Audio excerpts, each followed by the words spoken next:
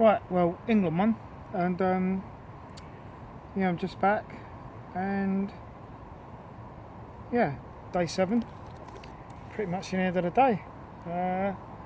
Been to Canterbury Cathedral, and been to the farmers market, and going to the Westgate Inn. So that's where we're at. Right, I strode up to the bar and ordered myself a pint. And I was shocked to discover that the cost of my pint was £1.80. That was about half the price of a pint would normally cost at most other pubs, and at this point in the 21st century. And it turned out that the pub I was in belonged to Wetherspoons. For those who are not familiar with the name Wetherspoons, it is a company that owns a chain of pubs which is growing larger and larger by the year throughout the United Kingdom. They are a chain of pubs which continue the traditional formula for a public house, whereby the primary aim is to be a place to eat, drink,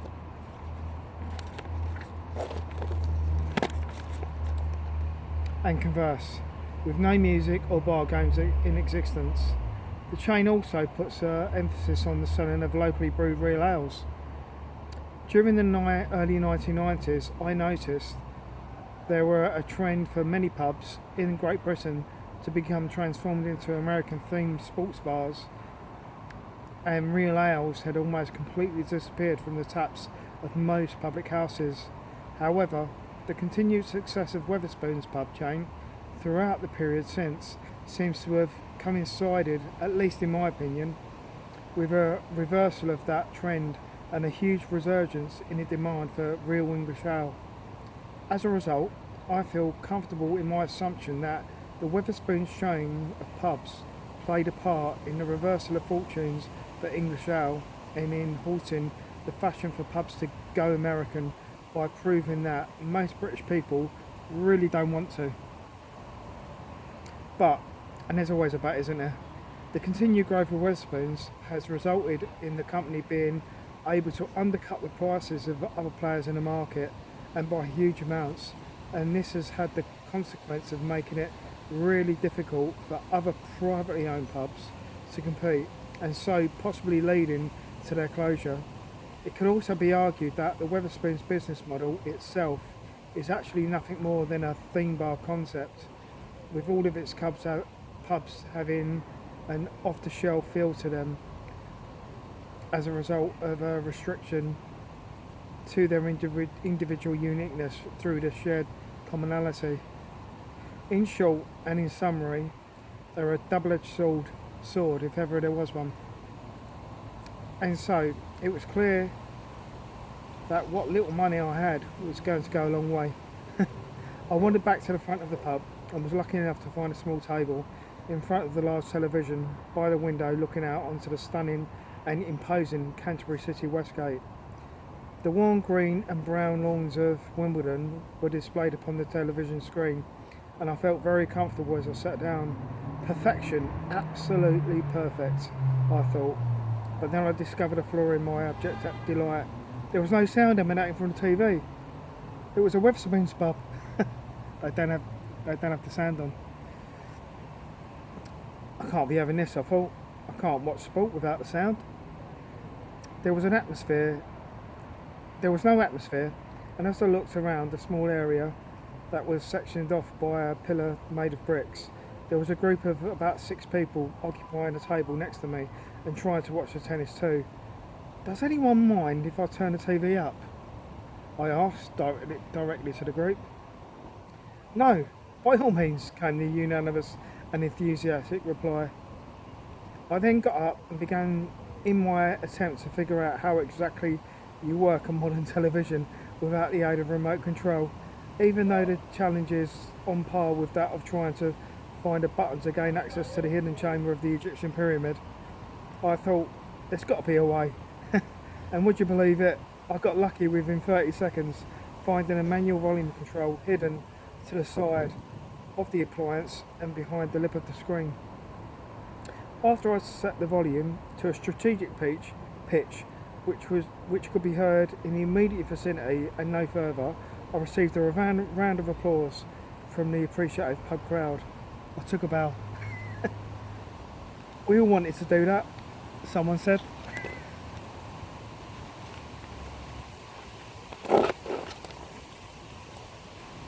Once perfection had been finally created, I sat back down to enjoy the tennis and the remainder of the first semi-final, while awaiting the start of the second, which was Andy Murray versus Rafael Nadal.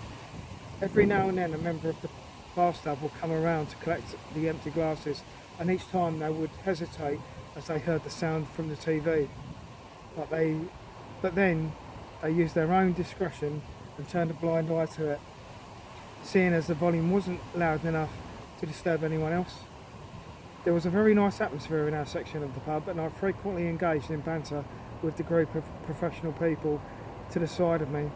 And as we watched the tennis, we were all there ready to support Andy Murray on his big day in the championships. And the hottest topic on debate was whether or not A. Being English, should we really support Andy Murray at all, considering the comments he's made about England in the past? And B. Exactly what was his nationality anyway? We all decided, and it was quite an obvious decision to be said, that we had to support him regardless of what he may have said in the past, and that if he won he was most certainly British, but if he lost then he was most definitely Scottish. Such are the divisions which exist on the island of Great Britain, but it was all in good jest. Just as Djokovic was coming to an end of his victorious semi-final, a couple turned up and asked me if anyone was sitting at a small table close to where I was sat. I replied that there wasn't, and made more room in order to let them sit down. They had come to watch the tennis too, and immediately joined in the good humour of the Andy Murray debate. They seemed like a very nice couple who were good company, and so it didn't take long for us to make our introductions. Judith and Tony were visiting Canterbury in order to see their friend being ordained into the church, and they were looking forward to the ceremony, which was going to take place the very next day. Judith asked me about myself, and I explained the reasons for me being in Canterbury too. I've just completed a pilgrimage from the ruins of Barking Abbey to Canterbury Cathedral.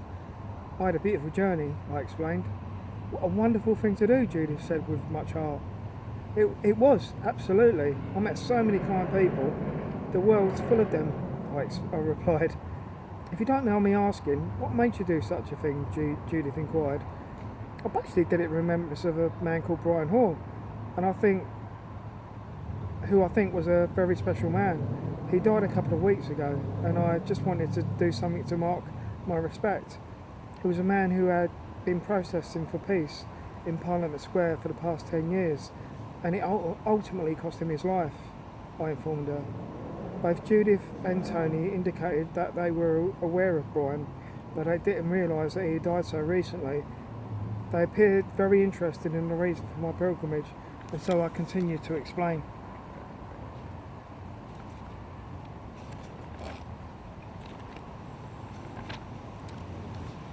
I also did it for the world in which I wish to live, a world which is not controlled by money, but is filled with peace, love and truth, I said. To be honest, I felt a bit odd saying the second part in the moment. I'm not exactly sure why, but maybe it was because it sounded ever so hippie-ish, or at the very least very religious, and I'm not really either. Judith smiled in response, and I noticed Tony give me a questioning look, but not one that was judgmental in any way. Then Andy Murray suddenly arrived on the TV and on the centre court at Wimbledon, to the jubilant cheers of the pub and the Wimbledon crowd. Come on, Murray, go on, son, let's be having it today. Come on, son, go on, Murray. Are you English in disguise? Are you English in disguise? Come on, the jock. The pub crowd cheered. After the players began their warm-up, we all settled down again, and me and Judith and Tony continued our conversation. They seemed even more intrigued about what I was doing in Canterbury. So where is Barking then? Judith asked. It's in East London, or Essex, if you go by the postal address. And the Abbey used to be one of the most powerful in England, William the Conqueror lived there for a while after the Battle of Hastings, and Captain James Cook even got married there. But the most amazing thing is that just before I left on my pilgrimage, I read an article about Brian Haw, and it said that he was born in Barking too. I couldn't believe it, but it made it feel even more special and a bit more meant to be. In fact, I divulged. I believe in that things like that happen for a reason.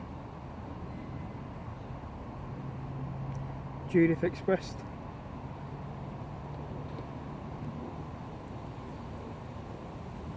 Are you spiritual at all then, Judith? I questioned. Yes, I think I'm at the start of something. I certainly feel that way. There's something more to all this. Something more to life. Tony's not so sure, but he's supportive of me, Judith answered. I looked towards Tony and he took that as a cue to explain himself in his own words. I'm just a bit sceptical. I need to see the proof if I'm going to believe that there's something else to this world, Tony stated, in a tone of voice which expressed he had an open mind to go to the possibility. Well, the thing is, Tony, I said, it's not up to anyone to prove it to you. It's something that you have to discover for yourself, and the evidence is all around you. Reality is an illusion that responds to your thoughts, and you'll see that if you pay attention to your thoughts and the nature of what's happening in your reality. The world isn't real, it's just an energy vibration, and even science proves that. This table is made up of energy in the form of atoms, and they in turn are predominantly surrounded by nothing more than space. So in theory, and if it was small enough, I should be able to put my finger right through this table, because most of it is not really here. Tony's questioning look continued, but he was still listening, and so I carried on. You only think it's here because that's what your senses are telling you. But the thing is, you don't see the table with your eyes, and you don't feel the table with your skin. You see and feel the table with your brain, and your brain interprets the electrical messages it receives from your eyes and from your skin based on what it's been conditioned to believe is possible, I said.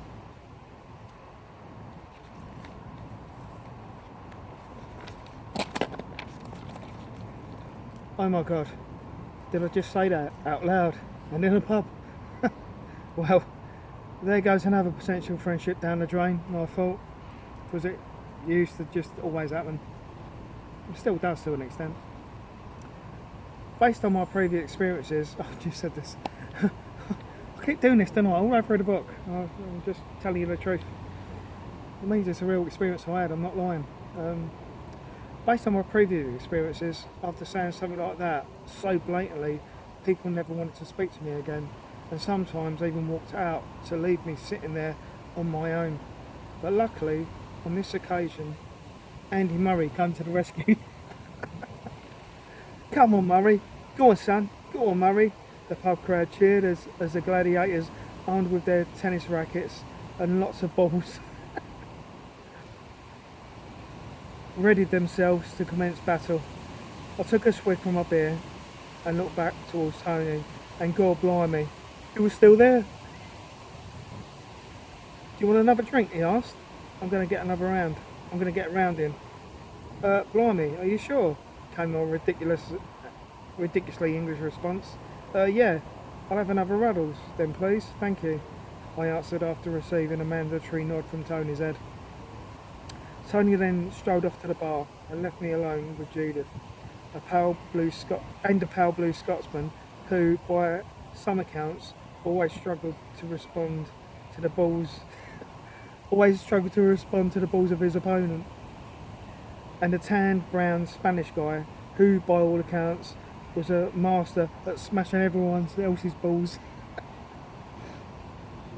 Judith smiled at me and said, I'm very lucky to have Tony, especially at this time. I feel I should be exploring the spiritual side of my life, and sometimes it's a worry because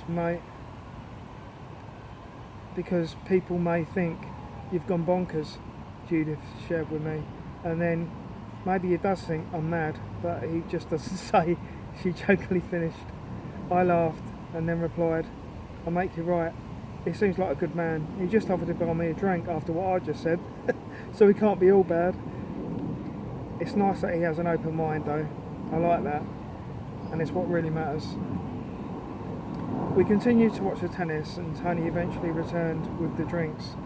After placing them on a small table, he then held out his hand showing his coinage. Look at the change I just got from a tenner. I can't believe it. It's impossible to spend your money in this place. He exclaimed. That's Wetherspoons for you, I said. Do you know what? I heard a story about the guy who started up Wetherspoons, and it might just be one of those urban myths. So don't quote me on it, but apparently his name's not J.D. Wetherspoon at all. Apparently that was the name of a teacher he once had at school who told him that he wasn't going to amount to anything. The story goes that he named the business after his teacher as a joke. I didn't know that, Tony said with a laugh. That's fantastic, Judy said with a smile. Well, like I said, I don't know if it's the truth, but it's a great story anyway, I declared. Andy Murray started the game well, and we continued to speak, with our conversation being punctuated by the action in the tennis match. It continued to flip between focusing on the game and subjects similar to what we had already been discussing. Do you think it's going to go one better than Henman then? I asked openly. Oh, I do hope so. It'll be great to have someone British in the final, Judith replied, and then asked, anyway, what will you be doing after this ends? Oh, I'm staying at my friend's place, Miriam, tonight. She's still working at the moment, but you'll see her later as she should be coming down to meet me here after she finishes, I explained. Nice girl, is she? Tony asked me in a nudge, wink, wink kind of style. Yeah, she is. Probably the nicest girl I've ever met, actually. But it's nothing like that. She's got a boyfriend. All the best ones are taken, eh? I said with a defeatist look towards Tony, and then I said, hello, Judith, jokingly with a cheeky little smile. We all laughed, and Judith continued with her line of questioning. How do you know Miriam? She asked. I met her when I was walking along the office path last year. She was doing the hike too, and we just hooked up. The trail was truly magical in places. There were points along the English and Welsh border that really felt remote, and the countryside was so enchanting. I haven't seen her since, so it was good to see her again today, I explained. And what will you do after that? Judith inquired. I'll just carry on doing what I'm doing and living outside of the system, I answered. You're living outside of the system?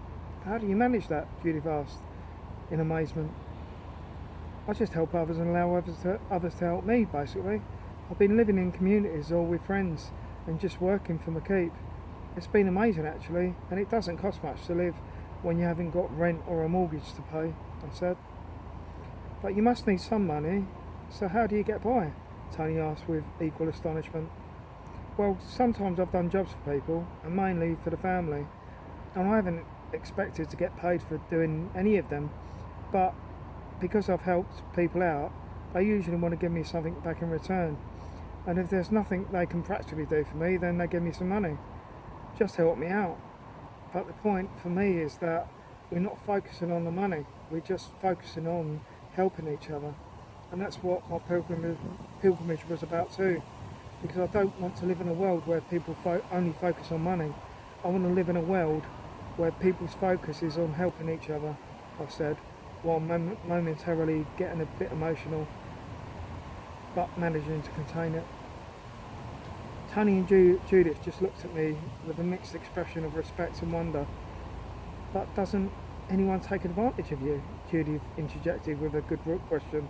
No, not really, because I choose who I help, and I only help people who I feel have a good heart.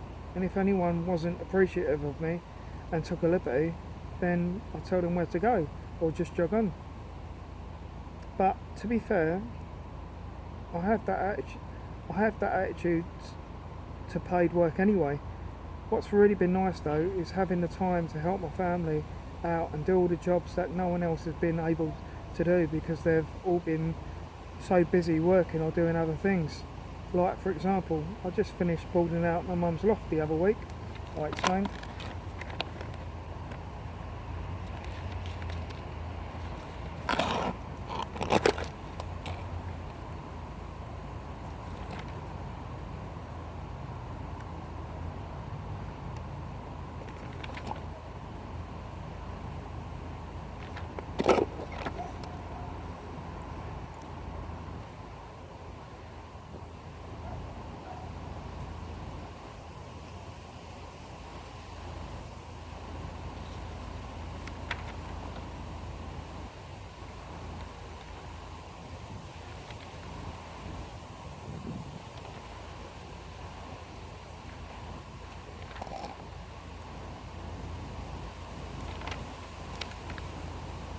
I explained, sorry, there's a bit of an error in the pages there. Yeah, I explained, and then, yes, come on Murray, go on Murray, the crowd erupted in jubilation. The sweaty sock had just won the first set and was beating a Spaniard on the hallowed turf of Wimbledon Centre Court. He can do this, everyone thought. I finished my beer and then went to buy another round of drinks, but Tony literally stopped me dead in my tracks and wouldn't allow it. You keep your money and sit down. I'll get these, it's no problem, he stated, while accepting none of my process in reply. Again, I was struck by the generosity and the kindness of people who were all but strangers to me. And when you receive that kind of kindness, it's also much more appreciated because it's so unexpected. I realised that there were times during my travels and when I was younger when I didn't accept such acts of generosity so easily, perhaps because I thought I may be taking a liberty or that I was just too proud. I've learnt since then, and through all of those experiences, that by accepting a gift you're actually giving a gift, because there is no greater sense of fulfilment than to know that you have been kind to someone and that you have helped them in some way, and to deny any help that you have been offered, if you need it, that is, it's quite a selfish act. It's more to do with your own ego than it has to do with your own humanity. And I think that's why I have this sense that the only way forward for the evolving human race is to help others and to allow others to help you. It's not about the money, money, money. Jessie J. The second set of the tennis match began and Tony returned with the drinks. Thanks mate, I really appreciate that, I said. Not a problem, you enjoy it, Tony said as he took his seat once more. The disjointed conversation continued throughout the periodic cheers of encouragement for the Scotsman on the screen and the comments of admiration for the talent demonstrated by his Spanish contemporary. For some reason, the professional crowd had to leave the establishment in order to go somewhere else, and they said their goodbyes to me while vacating the table in the centre of the room. It was the prime location for viewing the match, so we took the opportunity to relocate to the Band A seating. After we settled down once more, Judith happened to ask me if I bothered to vote. Not anymore. I'm not even on the electoral register. Democracy is a lie. So what's the point in participating with it? I figure that whatever you participate in, you give your power to. So there's no way I'm giving my powers to that falsehood. There's no real choice anyway. And if you do play the game, then all I think you're doing is encouraging the disgraceful nonsense to continue, I said, while explaining my point of view. I understand that, but what alternative is there? Judith questioned. Well, I'd vote if there was a none of the above box available on a voting slip, but they won't do that, will they? And I'd vote if politicians were actually held accountable for their promises, for the promises that they make, and the manifestos were treated as contracts with the people. In every other walk of life, if you have a contract with someone, whether it be verbal or written, you have to fulfill that contract or you break the law. The politicians can say what they want in order to get elected, and are never held accountable if they don't fulfil their word. Any other person who got a job under false pretences or broke the terms of their contract would get the sack, but these people are a law unto themselves, and all they appear to care about is their own personal progression. What a load of bollocks it all is. Oh, sorry, I said while holding up my hand and apologising to Judith because I realised that I'd just sworn in front of her. It's okay, she replied with a smile. Tony smiled too. But fundamentally, I don't do politics because I think politics is anti-spiritual, and it's anti-spiritual because it seems to be more about people craving power than it is about people telling the truth, I finished by saying. Judith and Tony both attested that they couldn't disagree, and we pretty much left the conversation where it was, as we turned our full attention to the championships at Wimbledon.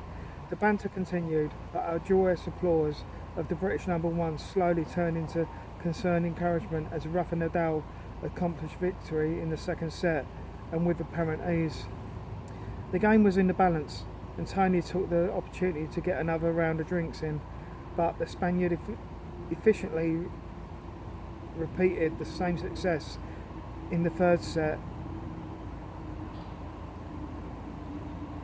But when the Spaniard efficiently repeated the same success in the third set, our hope was fading fast. There was only one thing for it. Tony repeated his expedition to the bar and purchased another round of drinks. Even though the match had turned the wrong way because of the company I was keeping, it was still a very enjoyable afternoon. Murray persevered with a fight back, but during the fourth set and when the late afternoon became early evening, at the time of just after 6 o'clock, I saw Miriam come into the pub and I called out to her. "Miriam!" I hollered across the pub. She couldn't hear me, and so I went over to her and brought her back to our table in order to introduce her to Judith and Tony. It was a short introduction, as Miriam informed me that she had only just popped by to see if I was still here and that she was going to go back to the goods shed. The game was reaching the final moments of the fourth set, but because Murray was making a match of it again, I couldn't be sure if it would be ending sooner or later, and so we just decided that I'd meet her at her place of work as soon as the game was over. With that, Miriam said her apologies, her goodbyes and her pleased to meet yous to Judith and Tony, and departed the pub, leaving us with our fingers and our toes and our lugs crossed in the hope of our commencement of a fifth set. Alas, 'twas not meant to be, and Andy Murray gallantly crashed out of the Wimbledon Championships at the semi-final stage. It was like the days of Tim Henman all over again, and after all the jovial debates about Andy Murray's nationality, it turned out he was actually an Englishman. It was time for me to leave, and I expressed my thanks and gratitude to Judith and Tony for a lovely afternoon. I said that I hoped that they had a nice time at the service the next day, and we swapped email addresses with the intention of staying in touch. They wished me well on my continued ventures, and after that we said our goodbyes with a hug and a shake of hands. What a lovely couple, I thought as I left the pub, and then that was nice.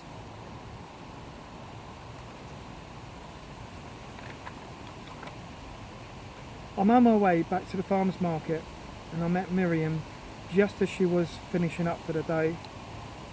It was so nice to be there and to have finally come to the end of my pilgrimage. I wore a smile of contentment on my face. We departed the market and proceeded to walk to the outskirts of Canterbury and towards the beautiful country lane that led to our home. Casually chattering as we walked, I told her about my adventures, my experiences and my pilgrimage, and I told her about the stars that had made the show what it was.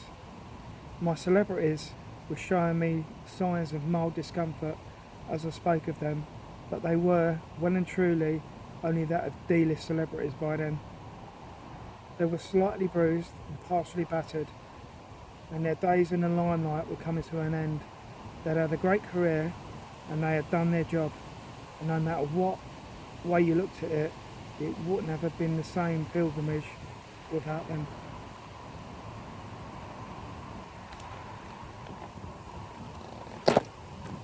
That was it. We walked home to Marian's home and had dinner and went to bed. Thank you, Brian. Lots of love.